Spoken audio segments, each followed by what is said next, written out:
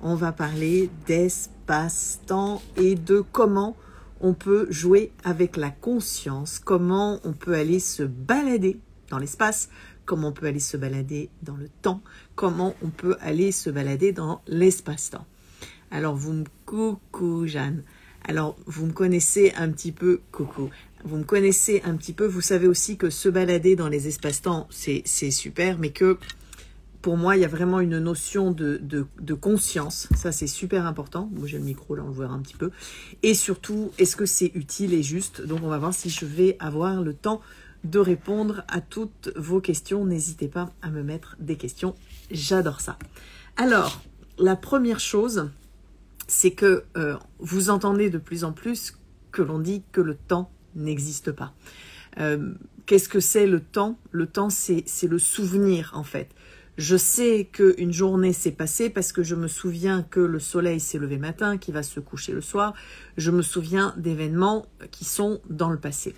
Ça veut dire que pour des gens qui ne sont pas dans ces espaces-là, et je pense souvent aux personnes, par exemple, en situation d'Alzheimer, une partie des gens qui ont une situation de handicap, les animaux notamment, il y a pas de notion de temps. Ils sont beaucoup plus dans l'instant présent. Et il y a aussi ça qui se joue, c'est qu'on nous demande de plus en plus d'être dans l'instant présent. Coucou. Coucou à toutes. Et c'est vrai que c'est un petit peu ça le paradoxe aujourd'hui dans nos recherches, dans nos avancées, dans nos évolutions de conscience. C'est qu'à la fois le temps n'existe pas, à la fois on nous demande d'être dans l'instant présent, et je vois bien qu'il y a une certaine magie, un certain attrait pour aller se balader à droite et à gauche. La première chose aussi que je voudrais dire, c'est que c'est pas parce qu'on se balade que ça a existé. Il y a vraiment quelque chose de fondamental à comprendre, c'est que c'est notre conscience, notre intention qui va créer l'instant. Donc c'est pas parce que je me suis vue dans l'Égypte ancienne que cette scène, que j'y ai participé. D'ailleurs, je n'y ai pas participé puisque je suis ici et maintenant. Donc, je peux avoir capté une mémoire ou je peux avoir imaginé quelque chose. Et ce qui est fantastique, et on le voit aujourd'hui, notamment dans les recherches qui se font avec le quantique, c'est que nous avons des cristals temps dans les laboratoires qui sont faits. Et je ne rentre pas dans le détail, c'est un peu complexe. Mais les physiciens, les scientifiques démontrent qu'en fait, selon ce qui se passe dans le présent, ils peuvent modifier l'état, un des états du cristal dans le passé. C'est un truc de dingue. Bref. Donc, je vais vous parler un petit peu de l'espace-temps, de la manière dont je le vis, de la manière dont je me balade, et je vais surtout vous donner des exemples pour ouvrir un petit peu le champ des possibles, ouvrir un petit peu les propositions. Donc, a priori, le temps n'existe pas. En tout cas, ça, c'est un mécanisme mental, hein, de se souvenir. Pour les animaux, il n'existe pas. Donc, il y a d'autres types d'espace-temps, mais effectivement, il y a une notion d'espace. Le point qui est très intéressant, c'est qu'aujourd'hui, l'espace nous est limité parce que on connaît la vitesse de la lumière, parce qu'on est limité par cette enveloppe physique. Ce qui est très intéressant pour nous, c'est que ce soit les bouddhistes ou Nassim Haramein il n'y a pas très longtemps, mais la plupart des gens le savent déjà dès qu'on avance un petit peu, c'est que la vitesse de la conscience est beaucoup plus rapide que la vitesse de la lumière. Donc, ils appellent ça la subconscience. Ça veut dire quoi? Ça veut dire qu'en fait, potentiellement, notre conscience peut se balader au fond de l'univers en un claquement de doigts. Et ça va vraiment beaucoup plus vite que la vitesse de la lumière. Est-ce qu'il y a une limite? Il semblerait qu'il y ait une limite dans le sens où, de toutes les manières, soit vous êtes partout à la fois et à ce moment-là, il n'y a plus de notion d'espace, soit effectivement, vous allez naviguer, mais ça va encore être limité. Forcément, et ça ne peut pas être autrement, à un moment ou un autre, à l'enveloppe qui héberge cette conscience, c'est-à-dire l'enveloppe de l'esprit, qui est l'enveloppe la plus subtile, puisque l'âme est partout à la fois, on ne peut même pas l'atteindre, et à ce moment-là, il y a toujours une limite, puisque il y a quelque chose qui n'est plus pur, divin en lui-même. Voilà, donc je vais vous faire un petit dessin aussi, tiens, j'avais envie, je voulais le préparer avant, et j'ai oublié, donc je prends mes petits brouillons.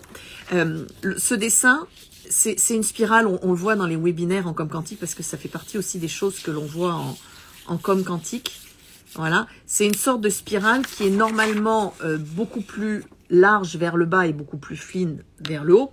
Et en gros, on pourrait dire que ça, c'est la notion d'espace, si vous voulez. Et ce qui est intéressant, je vais vous expliquer un petit peu comment aujourd'hui j'ai vécu, il y a une paire d'années, le fait d'être dans un temps donné, mais dans des espaces différents. Comment ça s'est passé? J'étais en train d'avancer sur, d'ailleurs, un programme que j'ai pas lancé, mais qui est là, qui est un programme sur le choix. Donc, un de ces quatre, je vais le lancer. Donc, je suis en train d'écrire ce programme et vous me connaissez, je réfléchis dans l'espace quantique, dans l'espace superposé, dans l'espace d'être partout à la fois. Et là, d'un coup, je suis devant mon ordinateur et je vois 3 scènes qui sont devant mes yeux, dans 3 endroits différents. Mais vous voyez que le temps, c'est le même, puisque dans les ici et maintenant, j'étais à 3 endroits à la fois. Pourquoi je dis j'étais à 3 endroits à la fois? Parce que souvent, quand on s'imagine, quand on se remémore un souvenir, si vous êtes un peu au courant de ce qui se passe au niveau de la recherche, tous vous diront qu'en fait, on se voit légèrement de dos, dans une pièce. Par exemple, si vous imaginez dans une discussion avec votre père ou avec votre mère, etc., vous allez vous voir comme éloigné. C'est comme si la conscience prenait de la hauteur pour se remémorer le souvenir. Et là, j'étais donc à la maison sur le choix et j'avais pas cette impression d'être en dehors et de me souvenir d'une pièce. J'étais à la fois dans une pièce en train de faire les sécu points et le choix avec un groupe. J'étais en train de lire un livre qui parlait avec des exercices, avec des défis qui étaient sur le choix. Et j'étais en même temps derrière mon ordinateur en train de préparer cette formation. Et là, j'ai fait « Waouh, qu'est-ce qui se passe ?» Ça a duré 20 minutes. Donc, j'ai séparé ma page en 3 parties. En fait, dans mon traitement de texte, j'ai mis 3 pages et j'ai écrit. Et je passais d'une page à l'autre parce que j'avais devant mes yeux, je peux même vous dire, les pages étaient légèrement roses, vous voyez, du livre. Donc, c'était incroyable. Et là, au bout de 20 minutes, en fait, j'ai quitté l'ordinateur et j'ai dit, j'ai besoin d'aller dormir. Et je suis allée dormir 2 heures. Donc, ce voyage de l'espace-temps, en tout cas, il n'est pas anodin. C'est-à-dire que ma conscience était dans 3 espaces différents. Et clairement, il y a des espaces qui n'étaient pas dans le ici et maintenant physique dans lequel j'étais avec mon ordinateur. Mais j'ai senti que je vivais. Et j'étais avec d'autres personnes, quelque part, dans ces 3 espaces, mais dans le même temps. La limite, c'est toujours pareil, hein, c'est le corps physique. C'est-à-dire que lui, il est quand même bien ancré dans la matière et que la matière, c'est le principe. On va tout bêtement parler des rochers, on peut parler des diamants, on peut parler du charbon, on peut parler de toutes ces roches minérales. C'est que justement, elles ont un corps physique qui est très dense, donc la partie conscience est très très fine. Donc elles sont vraiment dans le ici et maintenant. Et d'ailleurs, la notion de temps n'existe pas du tout à la manière dont nous, on l'aperçoit. Le temps n'existe pas finalement, ou presque. Il est tellement lent qu'il n'existe pas. Donc pour vous reprendre le petit dessin que j'avais fait, c'est comme si finalement, dans des temps différents, je vais tracer un axe vertical. Hop, c'est un peu mal fait, mais j'ai pas ce qu'il faut sous les yeux. Donc en fait, j'étais dans 3 temps différents, tout en étant dans le même espace. Vous voyez, donc c'est ce qui s'est passé. Bon, je pourrais aller beaucoup plus loin sur ce schéma, c'est pas le but aujourd'hui, mais c'est pour vous donner une idée. Donc ça, c'est ce qu'on fait aussi en com quantique écriture, par exemple. C'est-à-dire que si je pose la question qu'est-ce qui se passe avec mon père, qu'est-ce qui se passe avec ma mère, je peux avoir d'un coup, alors que je suis dans le même espace, donc ça c'est ma façon dont j'ai l'information, et parfois je ne suis même plus consciente de ce que j'ai comme information, je vais en même temps avoir papa et maman ici et maintenant, je vais peut-être avoir une histoire de grand-mère, je vais peut-être avoir une histoire de petite fille, je vais peut-être avoir, bon, si je reprends le schéma, c'est à chaque fois je vais dans des strates subtiles. Et on peut aller effectivement dans ce que d'aucuns appellent les vies antérieures, les réincarnations, être vraiment sur d'autres planètes. Donc ça, je vais avoir dans mon axe vertical le thème papa-maman, qui renvoie à pas mal de choses, mais en fait, je vais aller me balader entre les dimensions temps. Donc ça, c'est pour vous donner un exemple. C'est surtout féminin, le multitasking. C'est pas trop. Mais en même temps, si on réfléchit bien, c'est juste un petit exemple, mais quand ma grand-mère était enceinte de ma mère, dans le même temps, ma grand-mère était enceinte de ma mère, et tu sais, dans les ovaires de ma mère, il y avait déjà la moitié de la graine que j'allais être Donc tu vois que dans le même temps, il y avait 3 femmes, mais dans l'espace-temps, il y avait 3 réalités différentes qui étaient condensées en informations dans cet espace-là.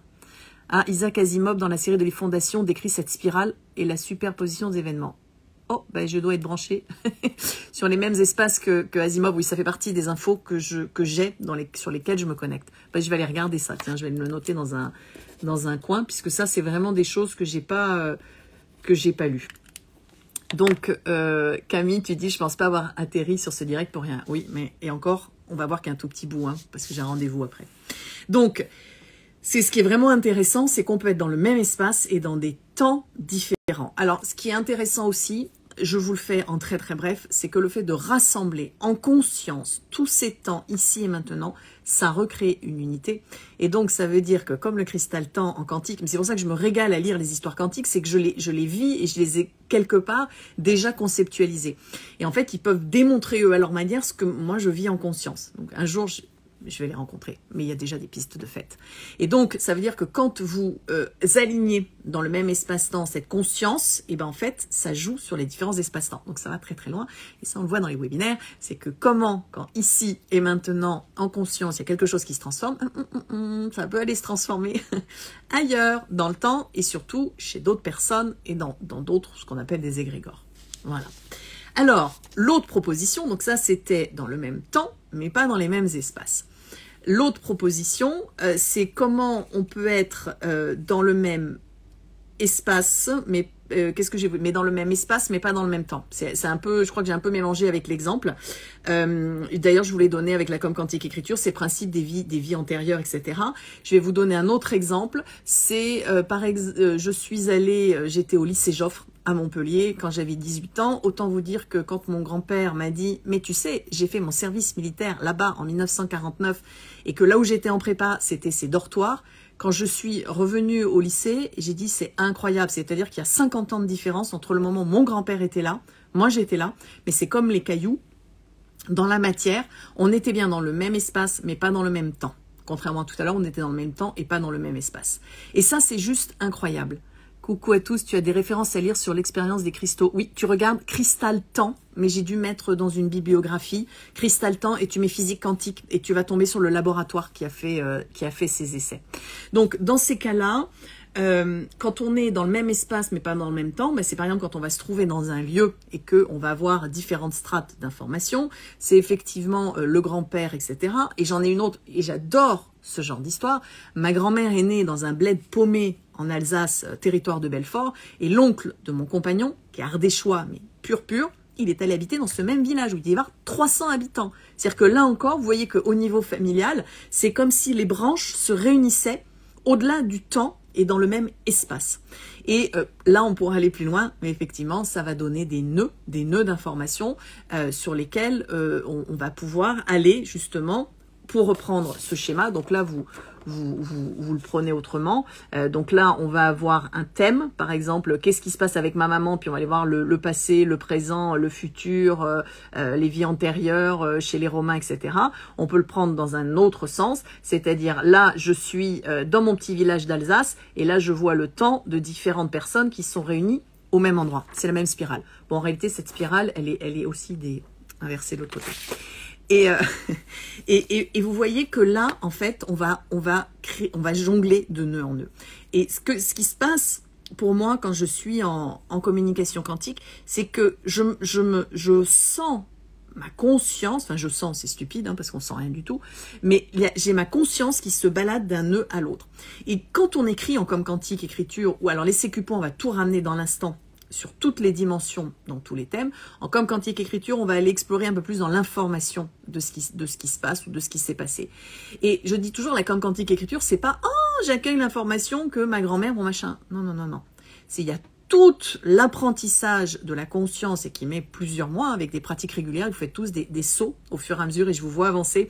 Et c'est rigolo parce qu'il y a vraiment un passage qui se fait chez les uns, chez les autres, qui est quasiment le même chez tout le monde. Donc on pourrait écrire un livre, mais ils existent déjà sur le parcours de l'initié. Et on le retrouve dans les très très vieilles traditions, donc ça c'est sympa. Et à ce moment-là, c'est par la conscience en fait qu'il va y avoir une transformation. Mais une transformation, encore une fois, de l'espace, et une transformation du temps. Et ça, donc, c'est ce qui fait partie de ce qu'on fait en com quantique, mais qui n'est pas visible aux extérieurs, où généralement, dans un premier temps, on va s'arrêter à l'information, oh, mais il s'est passé ça, oh, mais c'est incroyable, il se passe ça sur le plan psychologique. Mais c'est pareil, le plan psychologique, c'est un espace-temps qui est différent du plan physique, qui est différent du plan mental, qui est différent du plan éthérique. Et vous voyez la pertinence d'avoir la conscience et la capacité, la souplesse de jongler de plan en plan, de fréquence en fréquence, ça permet de réunir et de recréer une unité. Alors en plus, souvent, on voit l'espace-temps, vous savez, avec le temps qui est horizontal et l'espace qui est vertical, mais en réalité, vous avez toutes les diagonales et dans tous les sens jusqu'à recréer une sphère. Et ça va encore plus loin. Et quand on joue dans conscience dans ces espaces-temps, donc on va vraiment se balader à droite à gauche, c'est la linéarité, vous voyez, c'est ce petit trait que j'ai dessiné. C'est évidemment le rayon ou le diamètre d'une sphère. Et en fait, ce petit trait, c'est ce qui va nous permettre de concentrer l'information ici et maintenant. Donc, si vous n'en êtes pas conscient, cette information, vous allez la créer et vous allez la subir. Si cette information, si cette création, vous en êtes pleinement conscient, vous allez pouvoir la transformer dans l'instant. Et là, ça va super loin. Parce qu'évidemment, on peut parler d'alchimie, mais c'est vraiment une transformation qui va se faire de la matière la plus brute jusqu'au plus subtil. Et en même temps, on peut arriver à dissocier des plans. Bon, dit comme ça, c'est un peu spécial. Effectivement, il y a des choses, il y a des enseignements, il y a des expériences. On peut en parler pendant des heures, mais le plus important, c'est de les vivre. Et quand on est entre nous et qu'on a vécu ces sauts de conscience dans l'espace-temps, ça devient beaucoup plus facile pour pouvoir dialoguer parce qu'il y a un moment, on ne va plus seulement utiliser des mots, des expressions, ça va passer même par la pensée. Et quand on est plusieurs comme ça, entre communicantiques, c'est vrai que de temps en temps, j'ai des images et vous me dites « Ah, on a l'image » ou « Ah, c'est bon, on a compris ». Parce qu'on est vraiment dans des espaces qui sont au-delà de la compréhension mentale notamment, qui sont au-delà de l'ego. Parce que s'il y a de l'ego, vous êtes vraiment localisé dans un espace-temps défini, qui est même pas l'instant présent, généralement. Mais quand vous avez cette conscience, il n'y a plus d'ego, il n'y a plus de mental. La matière, on arrive à s'en affranchir. Et vous vous souvenez de mon pied cassé et pas cassé. C'est-à-dire que dans un espace-temps, il était cassé, mais en même temps, dans d'autres, il n'était pas cassé. Donc, on arrive à vivre, à expérimenter la vie, et cette expérience humaine, mais effectivement, on ne le retrouve pas ailleurs. Enfin, c'est au-delà de certaines paroles. On va le retrouver dans des bouquins qui étaient jusqu'à présent assez cachés, etc., réservés aux initiés. Je lisais, là en ce moment, je suis en train de lire Castaneda, Carlos Castaneda, qui est un sorcier sud-américain, et c'est très intéressant parce que lui parle de points d'assemblage. Et en fait, les points d'assemblage, c'est vraiment ce que je vis dans l'espace-temps, c'est qu'il y a des points à un moment, que ce soit dans le corps ou ailleurs, quand tout converge, crac, il va y avoir la création d'une réalité. Voilà, je vous dis juste ça comme ça, si vous voulez aller lire. Donc eux, ils transmettent ça sur des années, hein, mais bon, aujourd'hui, les temps ont changé. Ça veut dire aussi apprendre à concevoir la réalité en dehors du temps et en dehors de l'espace. Enfin, voyez, bon, c'est vraiment une histoire de conscience qui va aller se promener. Voilà ce que je pourrais vous dire. Ce que je peux vous dire aussi, je vais vous donner un autre exemple. À la maison, j'ai fait faire un forage et très clairement dans les informations que j'ai perçues, c'est très important que je fasse ce forage. Je vous ai dit, il y aura beaucoup d'eau, etc. Et dans la réalité, oui, il y a beaucoup d'eau comparé à ce qui se passe autour, puisque dans le sud, c'est assez sec et on est allé vraiment très profond. Donc, il y aura toujours de l'eau. Et en fait, à un moment, je me suis posée, je me suis dit, qu'est-ce qui s'est passé? Parce que je sais que cette maison, je ne vais pas y rester. Et très clairement, en fait, j'ai eu l'information, et c'était très important, d'être celle qui allait creuser le forage, pour des raisons aujourd'hui que je ne m'explique pas, mais je suppose qu'on comprendra dans quelques temps. Donc vous voyez, dans cette conscience de l'espace-temps, c'est aussi de comprendre qu'il ne s'agit pas toujours de nous, moi, je, dans ce que je fais. Il y a une dimension beaucoup plus vaste. Et d'ailleurs, quand on a cette conscience de l'espace-temps, on ne peut plus parler de soi en personnel. Il y a vraiment une dimension, une conscience qu'on va appeler collective, une conscience globale, une pleine conscience qui va se développer et qui va aussi qui va s'animer en fait. Hein. Donc c'est vraiment l'expérience de la pleine conscience qui se fait au-delà de l'espace et du temps, quand vous arrivez à dissocier les deux, à les associer, à les superposer. Je vous donne des petites histoires pour comprendre, parce que sinon, ça reste un petit peu vague. En sécu point, par exemple, c'est une autre approche, mais qui amène de toutes les manières à jouer entre les espaces-temps, juste par le fait des 3 intentions de base, ressources, transformation, ressources, on voit que de temps en temps, c'est pareil. Sans quasiment rien, on va aller sur plein de plans en même temps, qui parfois concernent différents espaces. Par exemple, si j'ai le thème de, oh là là, la nostalgie de la terre promise, par exemple, dans l'espace et le temps, ça peut me renvoyer à mes grands-parents qui ont quitté leur région pour aller s'installer à Paris ou en ville, et qui ont toujours ce regret un petit peu de la terre des ancêtres. On peut aussi être amené à poser le thème en même temps qui est celui du départ de la terre promise, du départ du plan de l'âme qui vient s'incarner dans la matière. Donc là, c'est oh, je voudrais retrouver ce qui était lumineux, ce qui était beau, ce qui était l'unité. Oui, mais tu peux le retrouver ici et maintenant aussi. Et vous voyez, ces 2 thèmes, ce sont des espaces-temps différents, et pourtant, ils vont converger dans l'instant. Donc c'est vrai que nous, dans la façon qu'on a d'évoluer et d'avancer, aujourd'hui, j'ai quasiment plus de thèmes psychologiques, j'ai même plus envie de faire de l'accompagnement, parce que pour moi, ça se résume à une histoire de conscience, vraiment dans l'ici et maintenant. Et en sécu point, voilà, on va avoir plein de bouts, et crac, la conscience est là, et elle est en même temps partout à la fois. Et là, on sent, il y a un truc qui se passe, c'est au-delà d'une énergie, enfin, c'est vraiment l'espace du tout et du rien. On peut même pas parler d'énergie infinie, parce que c'est l'énergie. Vous voyez, elle est là. Donc il y a même plus de transfert d'énergie, il y a plus de linéarité de je vais soigner ça. C'est pas possible en fait. C'est tout en même temps. Et c'est la raison pour laquelle quand vous pratiquez les points, vous êtes vous aussi dans cet espace, et vous aussi ça change quelque chose.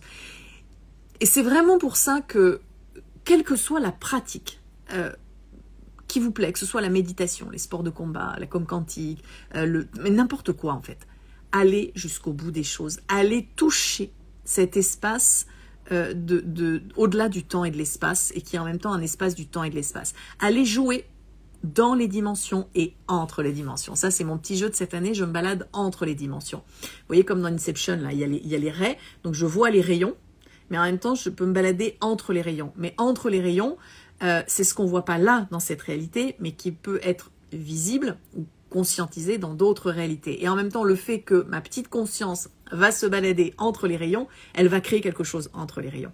Voilà, donc c'est un petit peu ça que je m'amuse à faire, mais comment vous dire, ça peut se passer pendant que je conduis, ça peut se passer quand je me balade dans la nature, Alors, quand on fait des pratiques, c'est plus facile, parce qu'on peut, avec les mots, avoir des exemples, et c'est en ça que c'est intéressant d'avoir l'écriture, en fait. C'est parce qu'on va pouvoir analyser, ou en tout cas poser un sens, jusqu'au moment où on n'en a pas besoin. C'est comme si l'écriture, c'était les petites roulettes du vélo. Mais là, on va vraiment au-delà de simplement apprendre à communiquer avec les oiseaux, etc. Catherine, tu dis, qui t'a enseigné ce que tu transmets? Catherine, pas grand monde, en fait. Je crois que je suis un peu née comme ça. Et surtout, je l'apprends à travers la communication quantique. C'est-à-dire que, pour moi, c'est une pratique de conscience. Et c'est vrai que l'écriture me permet d'avoir des choses, puis je suis en dialogue constant avec tout. Par contre, ce que je fais, parce qu'il n'est juste pas question que j'ai ce truc de dire « moi je sais et les autres ne savent pas », parce qu'on en a parlé toutes les deux, le « je sais », c'est quelque chose où il n'y a pas de forme. Globalement, on sait tout, mais c'est pas parce qu'on sait tout qu'on va savoir allumer une plaque pour faire la cuisine.